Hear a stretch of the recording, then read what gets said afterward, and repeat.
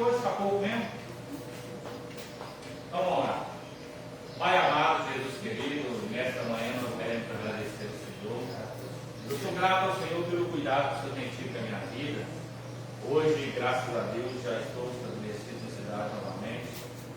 Pretendo cuidar da tua casa, da tua igreja, assim como o Senhor tem cuidado da minha vida, tem cuidado dos teus servos que estão presentes, aqueles que não puderam estar.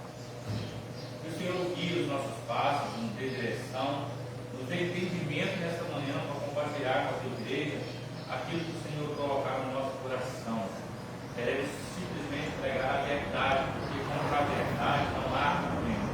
Trabalhe no nosso ser, no nosso coração, na nossa mente nesta manhã. Muito obrigado por tudo, Senhor. Amém. Nós pegou o bloco 2, né? Apologética agora, né? Não é isso? O que é apologética? Primeiro, definição, está lá em 1 Pedro 3,15. Apologética cristã é a defesa lógica e racional da fé cristã e de suas práticas doutrinárias. O termo vem do substantivo grego apologia, que literalmente significa defesa, resposta. O termo grego traduzido por responder, em preparados para responder com mansidão. Em 1 Pedro 3,15 é apologia, uma tradução literal, e sempre preparados para uma defesa. Aqui é o Pedro, olha que está. O 2 no 1 aí, apologética. Lá no início. Lição 1. Ah, está na mão. Aqui. Ah, tá. Aqui nós ficamos para trás. Não agarrou ela aí, não. Entendi. Aí está no meio agora, ó. A apologética mostra que o cristianismo é racional. Os dados da revelação podem ser explicados de maneira metódica e sistemática, portanto aceitável. Jesus disse que devemos amar a Deus de todo o nosso coração e de todo o nosso entendimento.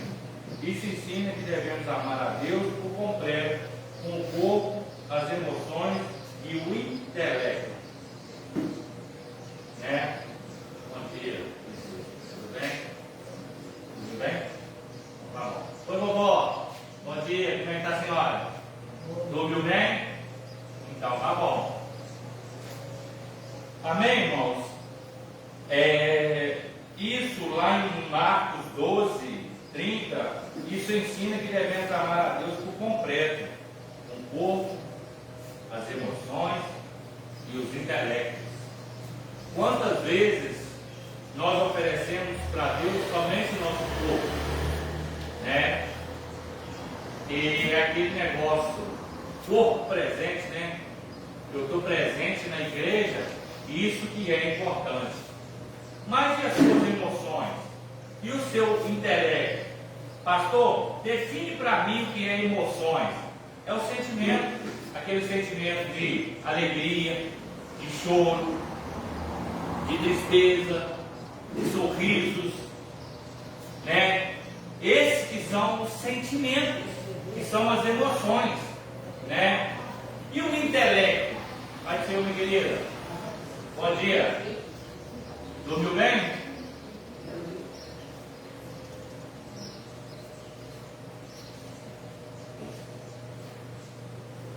Vai ser. E o intelecto? O intelecto vai tratar a respeito do nosso entendimento, do nosso conhecimento. O que nós estamos fazendo do nosso conhecimento? Por exemplo, o que nós estamos fazendo com aquilo que nós aprendemos na escola dominical? Será que nós temos compartilhado com o nosso vizinho, com os nossos amigos, com os nossos parentes?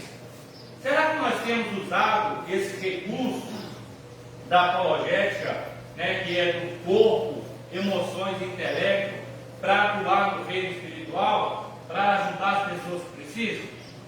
Né? Então isso aí conta muito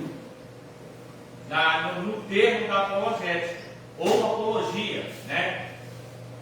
Segundo, o que defesa Pedro. A que defesa Pedro se refere? Há quem argumente que essa defesa seja uma resposta a uma acusação, visto que essa mesma palavra apologia aparece nesse sentido no Novo Testamento como defesa de uma acusação tanto formal. Atos 22, 1, 25, 16, como informal. Está aí 1 Coríntios 9, 3, 2 Coríntios 7, 11, Filipenses 1, 7 e 16. O versículo 16 fala do bom testemunho cristão, que serve para provar a inconsistência das acusações contra os crentes.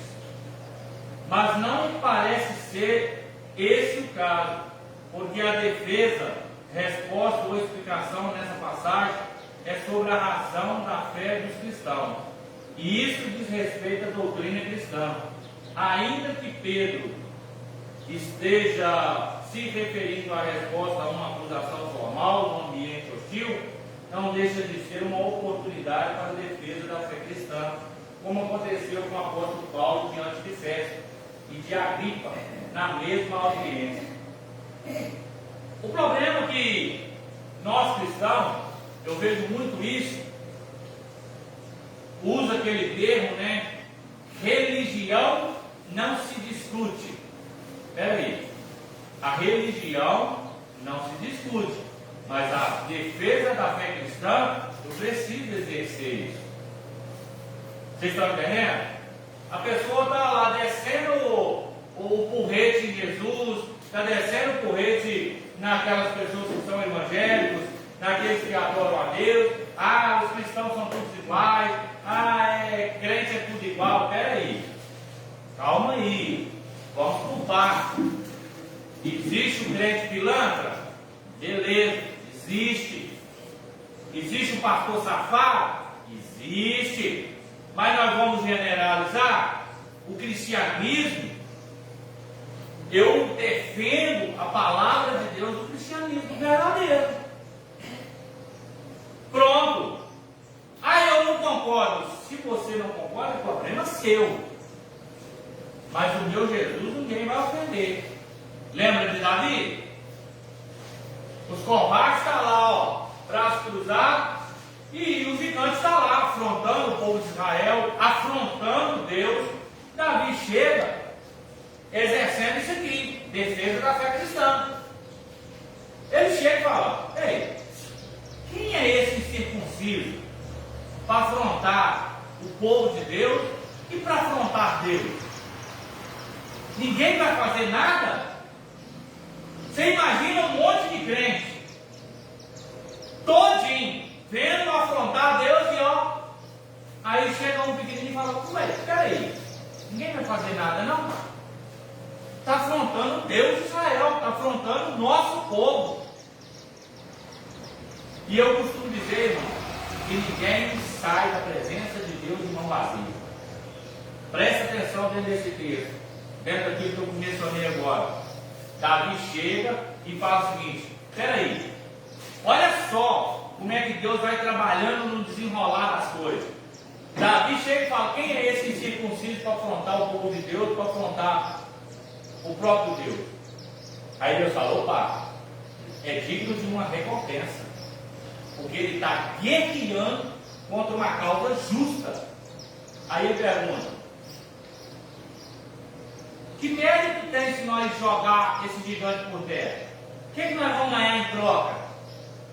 Porque havia na época que quem matasse teria uma recompensa. Vai casar com a filha do rei e toda a sua família vai ser isenta de impostos por resto da vida. Opa, então agora, meu filho, vou derrubar esse gigante no poder de Deus. Olha o que é a defesa da fé cristã, irmão. Vocês podem ver, Davi errou? Errou.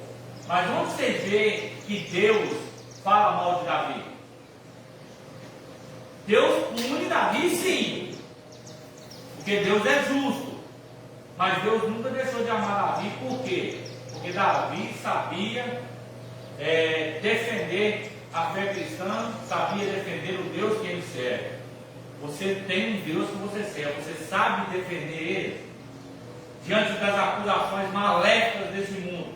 Você está disposto a defender esse Deus, defender a sua fé cristã?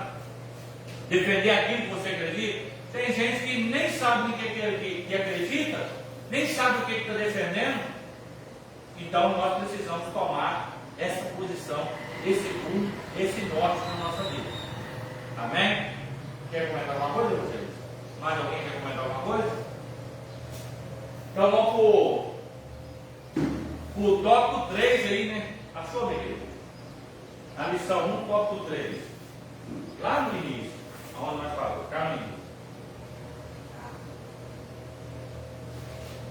Devagar.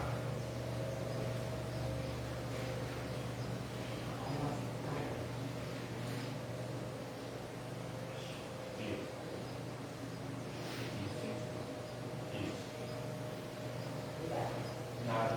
3.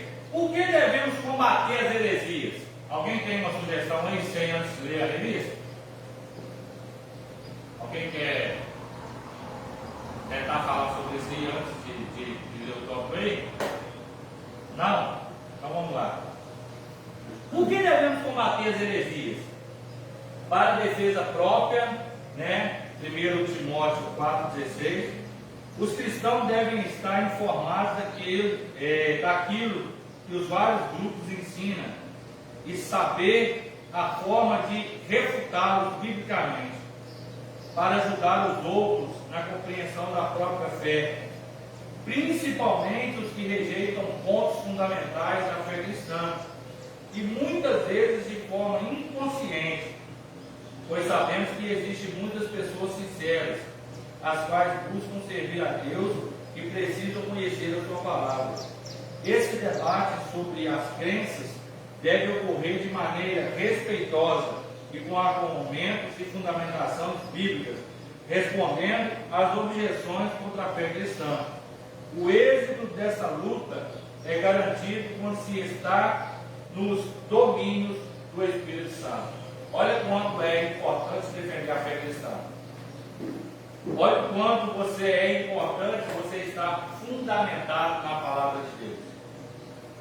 Porque quando você conhece a palavra de Deus, você medita nela, você estuda nela, qualquer argumento que eu, ou evangelista, ou qualquer pregador vir ministrar aqui, aí você vai pensar o seguinte: olha como é que o Espírito Santo faz. Ó, isso não é aquilo que você aprendeu, que está fundamentado na palavra de Deus. Só lembra que o senhor falou que o senhor ouviu um versículo há 40 anos atrás? Olha onde está 40 anos atrás, hoje só lembra dele. O que faz isso ela lembrar? É o Espírito Santo. Por isso que a gente tem que ler a palavra de Deus, estudar a palavra de Deus, fazer isso que nós estamos fazendo, separar um momento para nós meditarmos na palavra de Deus, compreender, saber o que é certo, saber o que é errado. Por quê? Quando a gente aprende a verdade, ninguém consegue arrancar da gente. Ah, eu acho que aquilo. A axiologia é uma coisa. E o que diz a bibliologia? O que está fundamentado na Bíblia? Aquilo que eu estou pregando está fundamentado na Sagrada Escritura? Aquilo que eu estou ensinando tem base na Sagrada Escritura? É que nem dizer o seguinte, ó. Tem pastores que dizem que quem suicida tem perdão de Deus. Aí eu pergunto, tem base bíblica? Não tem base. O que vocês acham? Não tem base bíblica. Não tem base bíblica. Agora, tem base bíblica para dizer que quem suicida já está condenado? Tem. Tem. Base E vai. bíblica. Primeiro, aquele que destrói o templo do Espírito Santo será destruído. Isso é uma base bíblica. Bíblica. Não é heresia, é base bíblica. Se eu sou templo do Espírito Santo, eu marco uma corda no pescoço e tiro minha vida, a Bíblia está dizendo que aquele que destrói o templo do Espírito Santo será destruído. Então pronto. Só aí já é uma base bíblica. Acabou. Não precisa de mais nada. E tem várias. Aí a pessoa chega e fala, né? Isso não vai alterar a minha salvação. A pessoa pregar sobre isso ou não, isso não vai alterar a minha salvação. É o modo de crença dele, beleza, respeito. Agora eu não sou obrigado a concordar. Eu não sou obrigado a aceitar, né? Por exemplo, a pessoa vai lá, tira a vida dele. Aí depois eu vou estar num culto aqui falando o seguinte: está lá no céu, tadinho. Pô, irmão, me desculpa. É até difícil a gente fazer um culto fúnebre desse. A gente faz por amor à família. Mas como é que você vai dizer o seguinte: que Deus dê ele um bom lugar? Irmãos, que Deus conforte o coração da família. Porque infelizmente, irmão, não tem jeito não. Né? Então essas heresias é onde nós temos que ter base bíblica para combater elas. Porque uma coisa é eu concordar, a outra coisa é a pessoa querer fazer ou aceitar uma coisa que não tem base bíblica, né? Então esse conhecimento da palavra de Deus é que nos ajuda, nos dá um norte para compreender as coisas, para entender. Porque quando chegar lá no livro de Atos mesmo, se não me foge a memória, né, vai dizer que se aparecer outro mandamento, outro ensinamento, ainda que seja anjos falando, é anátema. O que é anátema? E não vem de Deus, não procede de Deus. Porque o mandamento é esse aqui, ó. Tem gente que fala Velho e Novo Testamento. Eu costumo dizer primeiro mandamento e segundo mandamento, né? Que é um ensinamento de Deus e a gente aprende ali. Quando eu quero descobrir se eu estou errado, é simples, meu manual está aqui. Eu estou roubando. Se alguém falar que eu estou roubando, gente, e se falar que o roubo está errado, não, eu tenho um manual ali. Aí a pessoa vem e fala o seguinte: que nem nós estamos vendo aí, alguns dizem, roubar para comer pode. Irmão, roubar é pecado, ainda que seja para comer. E tem uns que falam que quem rouba a luz da Sebic, a Sebic é rica. E daí que a Sebic é rica? Não tem nada a ver com a Sebic. Isso aí já cai até na respeito do adultério, porque às vezes a pessoa acha que adultério é só entre homem e mulher. Tudo aquilo que eu adultero para fugir do padrão é adultério. Adulterar um gato na água, adulterar uma energia, adulterar. Eu já fiz muito isso, é até errado o que eu fazia. Adulterar receita médica, né? Às vezes o médico colocava uma caixa, eu ia lá e punha duas. É adultério, é pecado. Mas eu falo assim, eu não vejo como assim. É errado, não vê sim, é errado. Eu vou assumir. Não, eu não faço não, eu falo assim. Agora, só está defendendo demais, você já deve ter feito isso. Nós somos isso aí não. Isso alterar negócio de data, não. Eu não sei se data ou data. Não sei, a coisa, informação que a gente conseguir lá. Mas isso aí, igual o fato de trem, igual luz. Não, né? Graças a Porque Deus. uma vez que eles queriam morar em Belo Horizonte, eu falei, olha, quanto eu viver, eu não aceito. É errado. Porque eu. A pessoa que pensa que está ganhando, você está perdendo. Olha o que a Bíblia diz: dai a César o que é de César e a Deus o que é de Deus. A semiga e cobra para pôr ele de sua casa? Ainda que seja, eles estão roubando, estão defraudando a população, beleza, isso aí, às vezes é sim. Não. Eu gosto. Mas quem fala que você é Errado, pronto, falou. Você fala que você é ninguém. E daí que você é ninguém?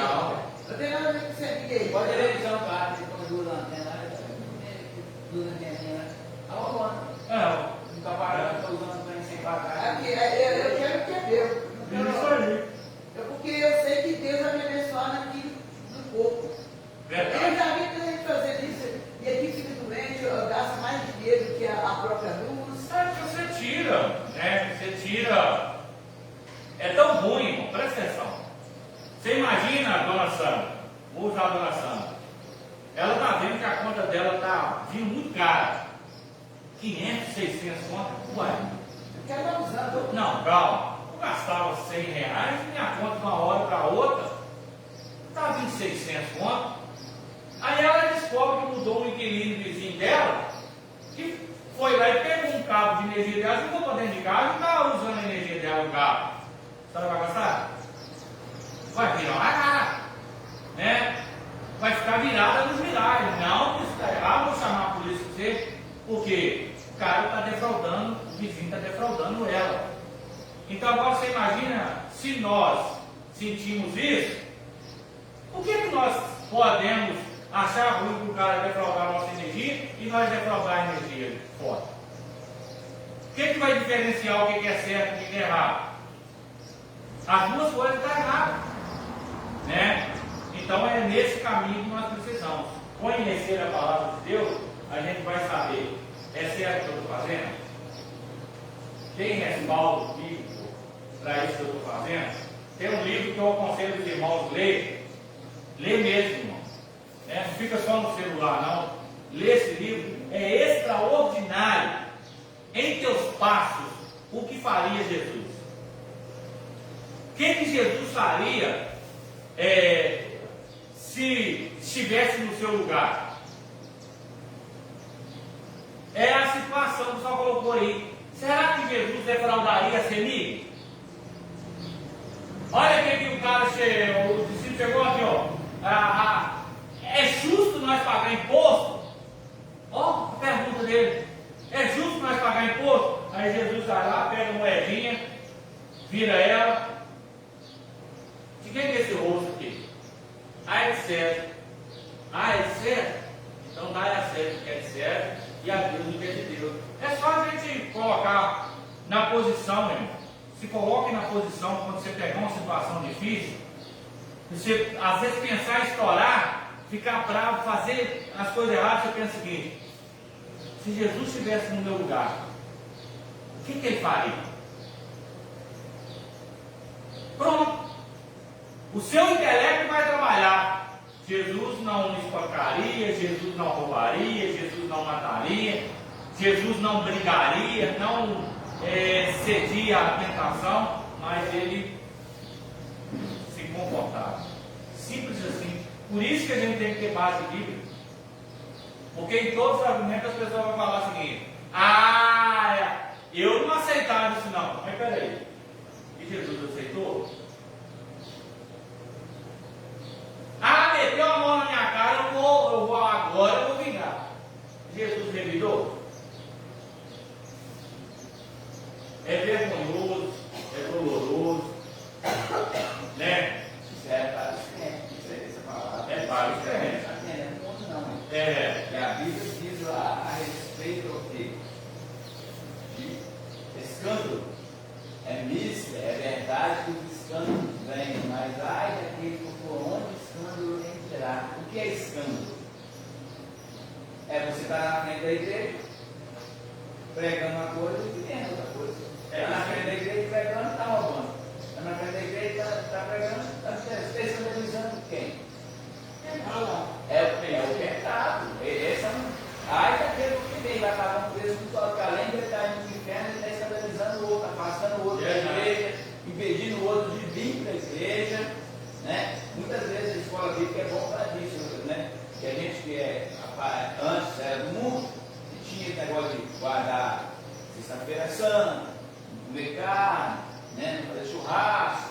Aí muitos cristãos, depois as pessoas se convertem, aí na sexta-feira faz aquele churrascão, perto dos vizinhos, que é tudo católico, aí você vai escandalizar eles. Não é que você tem que guardar, não é para nós sabemos que isso não é pecado, mas vai escandalizar o outro. Porque o vizinho não vai saber lá. Hoje é dia, né? Deus não conhece, então vai escandalizar a pessoa. Então isso aí é escândalo. Você vai atrapalhar uma pessoa a você ganhar ela por Jesus. Por isso que aqui nós estamos escandalizando, saber como nós nos proceder no meio do mundo. Né? Nos proceder como o sentido todo, como diz aí. De tentar fugir do pecado. Não fazer o que é errado. Fazer o que é certo. Não. É isso aí. Nós sabemos, hoje, vai simples hoje. Se dirigir sem carteira, nós estamos escandalizando. Você tem carteira de carro? Você vai dirigir carro? Tem carteira de moto? Uma coisa assim. Porque muitos cristãos fazem isso. Aí chega na frente, já multar, é pego.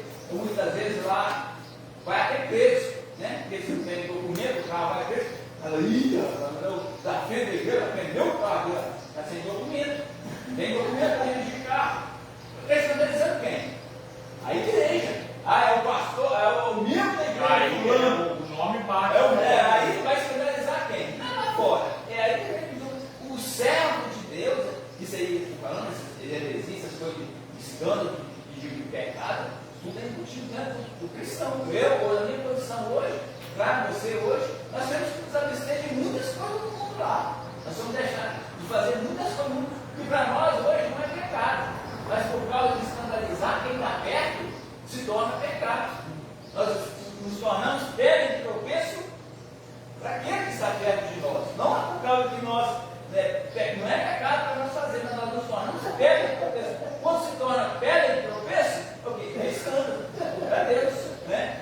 E a Bíblia diz que é melhor nós colocar uma pedra no pescoço, nós vamos escandalizar alguém sem de pedra, porque não é igual.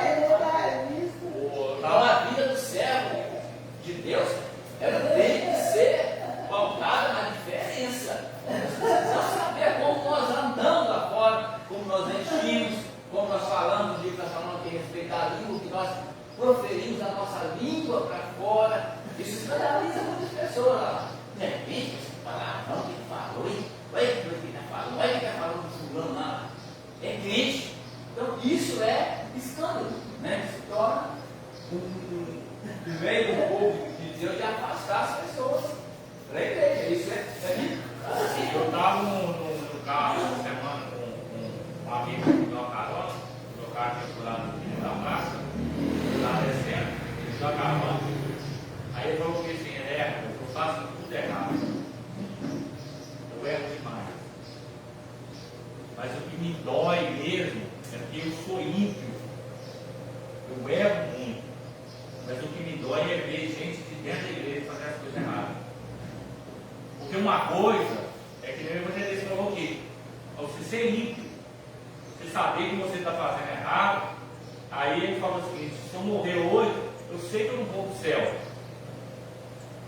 Mas e o bobo que está se enganando dentro da igreja? Achando que vai para o céu e não vai. Vamos ser sinceros. Quem está sendo verdadeiro agora nessa questão? O ímpio ou o crente? O ímpio. Porque ele vai dizer o seguinte: eu sei que eu estou errado. E eu sei que se eu morrer hoje eu vou para o inferno. O crente está dentro da igreja fazendo errado e ainda achando para o céu, está enganando ele mesmo. E tem crente que é tão bobo, mas tão bobo, que ele bate tanto na tecla do erro, que ele próprio acaba convencendo que é verdade. E é um perigo, porque o céu é estreito, a porta é estreita, não passa de qualquer maneira não. Tem muitas heresias ali que estão achando que... Muitas igrejas ali cheias de heresia. Tem uma igreja aí que prega, inclusive é batista mesmo, né? Que uma vez salvo, salvo para sempre. Isso é mentira. Isso é herético. Isso aí é. Não tem negócio de uma vez salvo, salvo para sempre, não. Então, desde que ele vai ter um filho. Existe. Tem a igreja.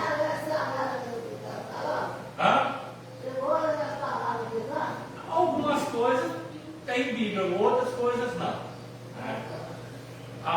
Pode continuar. Então, essas heresias aí que tem. Não, eu acredito que quem é convertido, desde que ele permanece até o fim, será Até o fim. Mas o argumento lá é uma vez salvo, salvo para sempre. Não. Ou seja, se você aceitou Jesus, você é salvo, pronto, acabou. Você não perde sua salvação mais. Peraí, vamos por partes. Quer dizer que eu aceitei Jesus, sou salvo para sempre, eu posso voltar para o adultério, eu posso roubar, eu posso matar, que já estou salvo para sempre, eu vou ser salvo para o resto da vida? Não. Aquilo que é, se eu permanecer fiel até o fim, ou seja, é uma jornada no reino do céu, já trabalhado por esforço, ou seja, eu preciso matar a minha carne todos os dias, porque o desejo no nosso coração, nesse corpo nosso, aflora todo dia em favor do pecado. Prostituição, adultério, fornicação, roubo, desejar as coisas dos outros, falar mentira, fofocar, isso aflora. Mas eu tenho que me policiar todos os dias. Ei, eu estou seguindo um caminho errado. Lembra lá de Salmos 1? Bem-aventurado o homem que não anda segundo o conselho dos ímpios, não se detém no caminho dos pecadores, nem se assenta na roda dos escarnecedores. Antes tem o seu prazer na lei do Senhor e nela medita, de dia e de noite. Pois será como árvore plantada junto ao ribeiro, que dá o seu fruto na estação própria, cujas folhas não caem, e tudo quanto fizer prosperará. Ou seja, eu preciso estar me policializando todo dia. Espera aí, isso eu não vou. Não, isso não me convém. A Bíblia me ensina que isso eu não posso fazer. Ah, mas isso não tem problema. Não tem problema para você, para mim tem. Então nós precisamos rever isso aí por causa disso aqui que nós estamos falando aqui. Porque esse combate a heresias, ela é para nossa defesa também. Quando as pessoas vêm pregar heresias, espera aí, eu tenho conhecimento da palavra de Deus, eu aprendi sobre isso aqui, eu tenho base bíblica para isso aqui, para não concordar com certas coisas que as pessoas tentam fazer no engolir. Então nós precisamos rever isso aí. O que são heresias? Seitas e heresias. A palavra Haeres do Novo Testamento grego é traduzida como seita e heresias. É verdade que o cristianismo foi também chamado de seita, mas por não cristãos, pessoas que não conheciam a verdade do Evangelho de Cristo e que se opunham a ele. A palavra seita é usada para designar as religiões heterodoxas. É um termo já desgastado, trazendo em si muitas vezes um tom pejorativo. Por isso, devemos saber quando aplicá-la. Isso, seitas, isso vem desde lá do passado.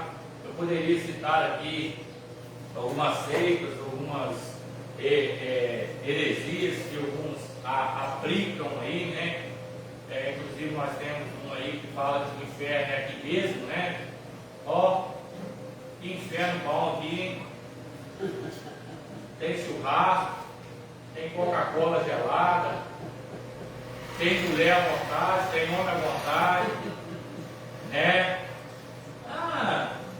peraí, inferno gostoso esse, hein?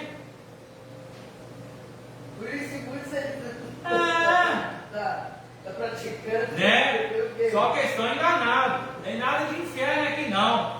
A Bíblia diz que o inferno, haverá choro, ranger de dente, aonde o bicho nunca morre, aonde o fogo nunca apaga.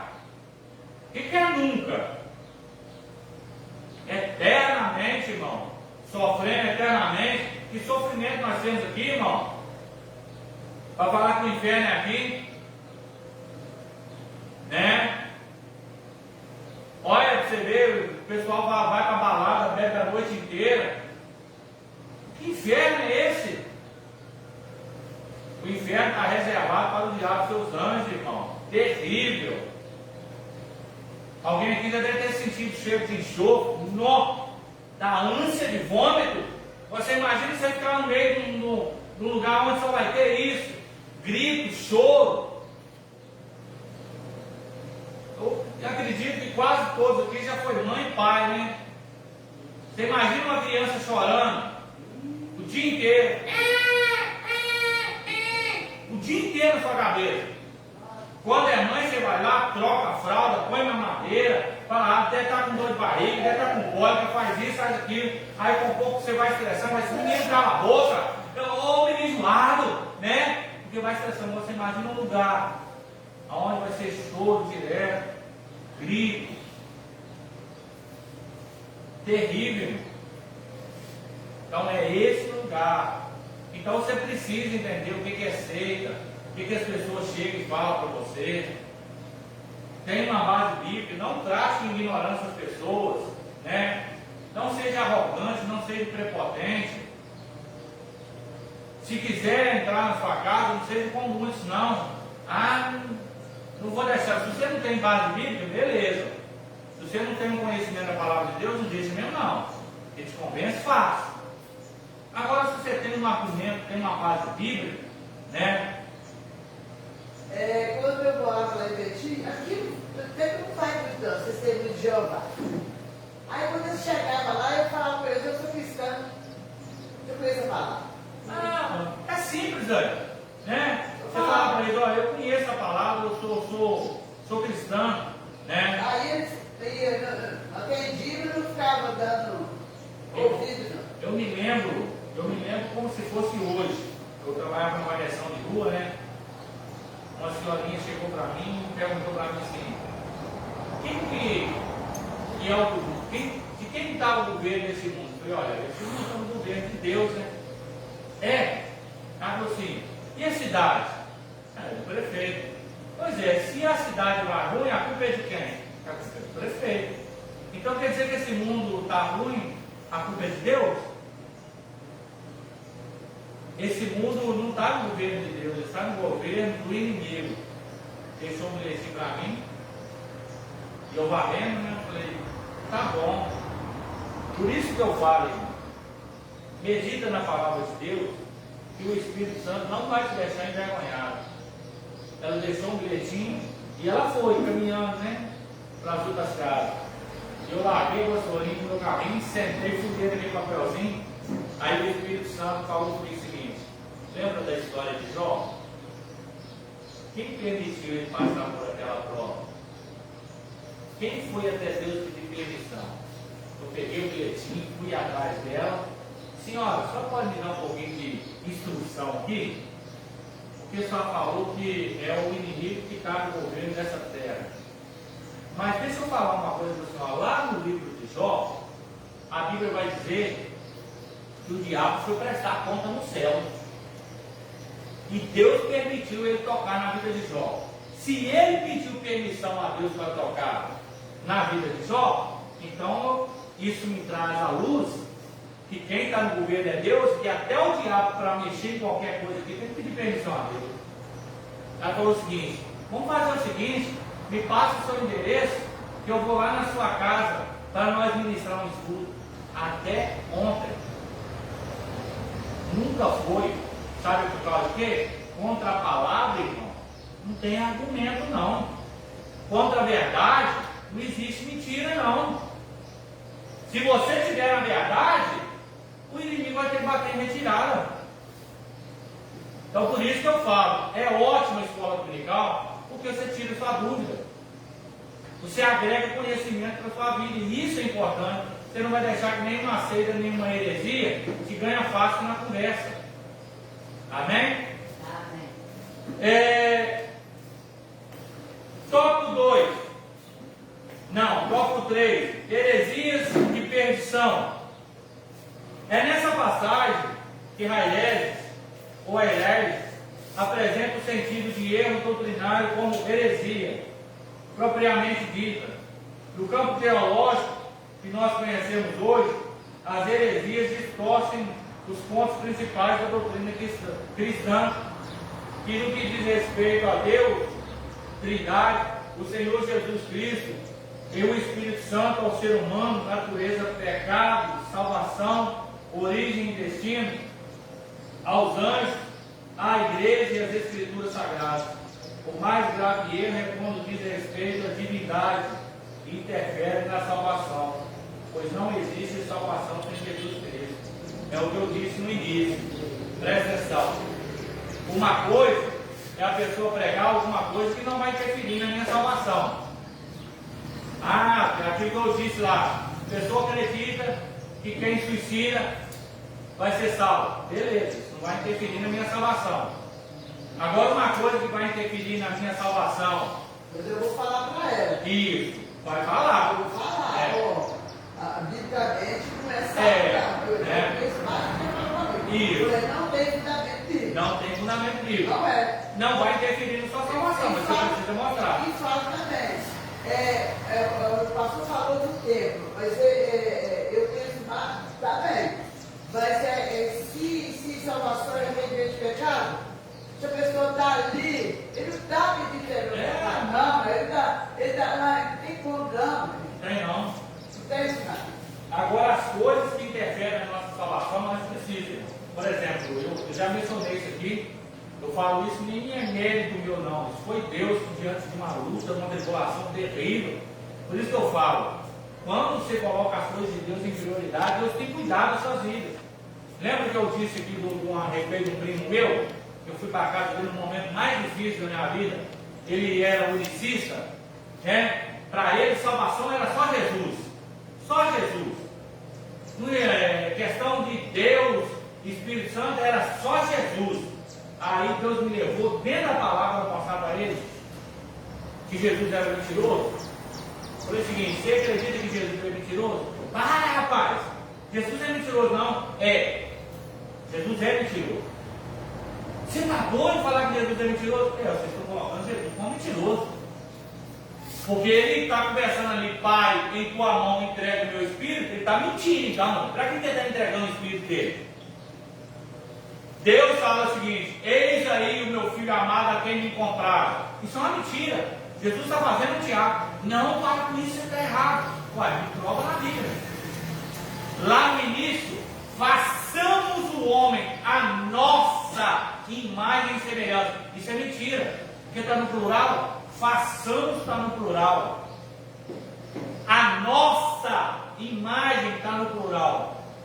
Desçamos e confundamos a terra. Desçamos também está no plural. Não se desce um. Eu vou descer. É uma só. Desçamos está no plural.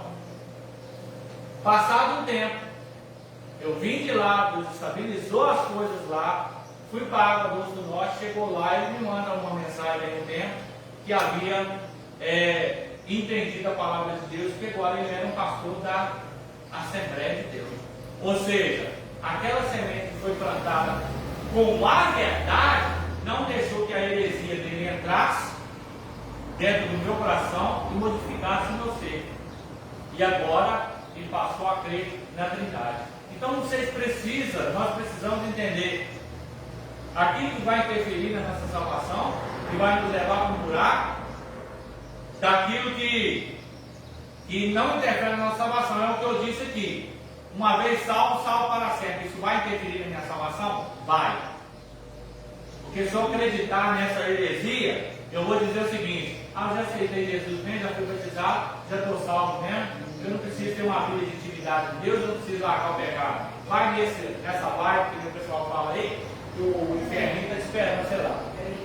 Né? Conclusão, irmão. Quer comentar alguma coisa? Alguém quer comentar? Conclusão: os apóstolos responderam aos opositores da fé cristã e lançaram a base da nossa teologia. Todos os escritos do Novo Testamento mostram essa luta acirrada contra as falsas doutrinas. Pois, tarefa da igreja atual batalhar pela fé que uma vez foi dada aos santos. Finalizamos com a seguinte pergunta para a reflexão: estamos a fazer verdade o que esses agentes das heresias fazem pela mentira?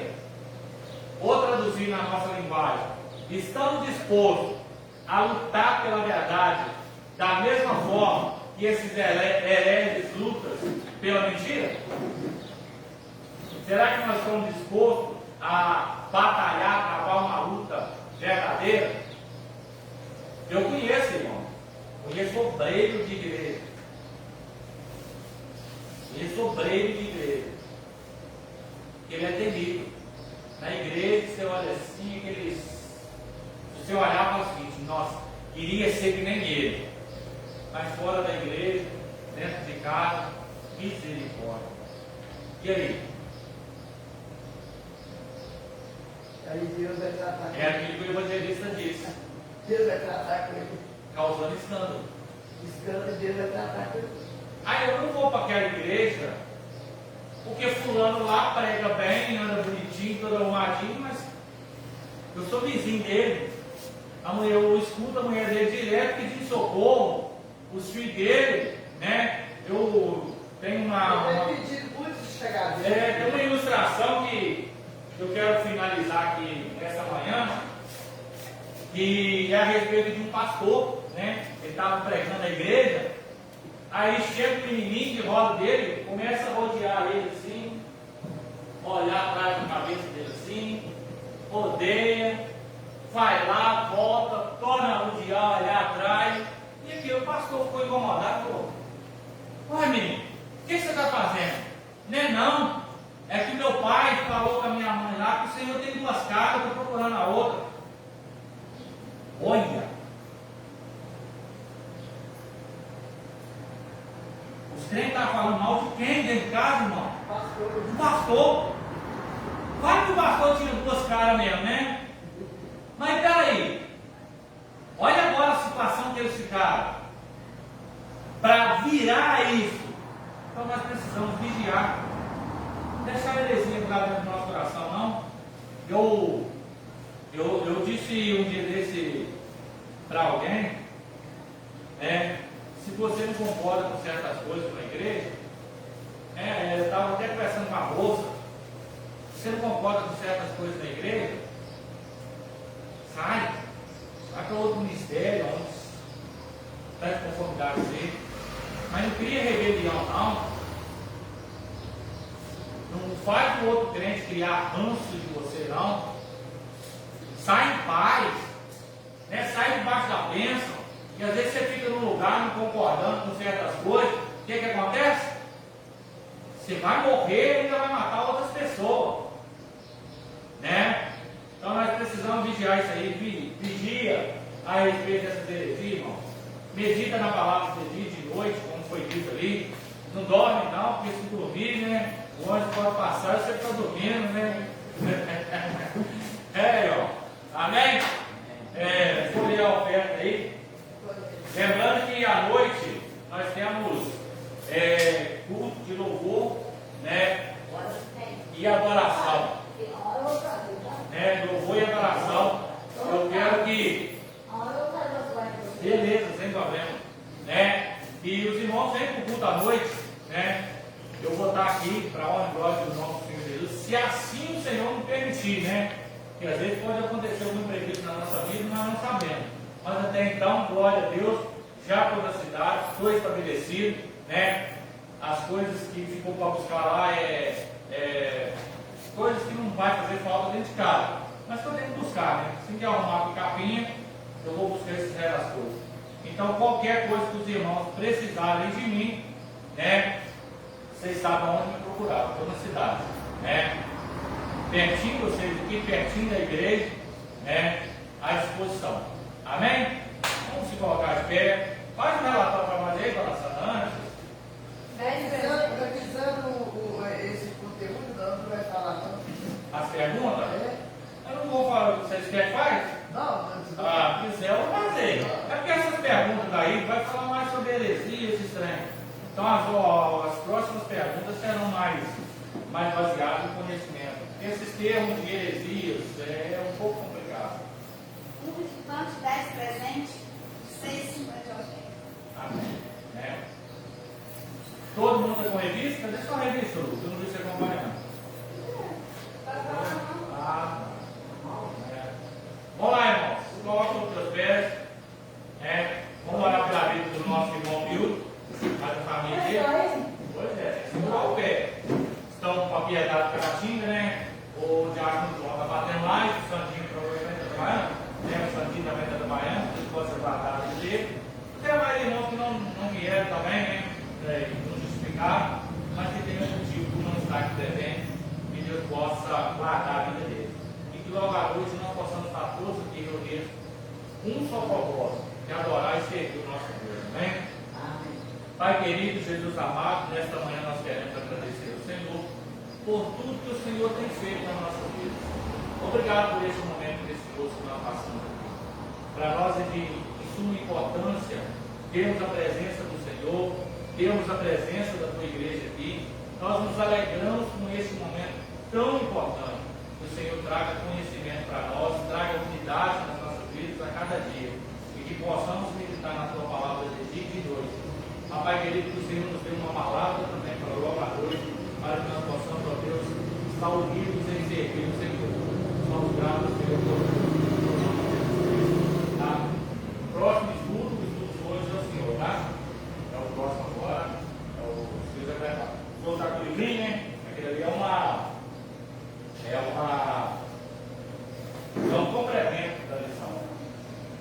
em suas mãos. O amor de Deus Pai, a graça salvadora do Senhor Jesus Cristo, as doces consolações do Espírito Santo, seja com todos, não só hoje, mas para todos sempre. A igreja comprada com o sangue do Senhor Jesus, diga Amém. Amém.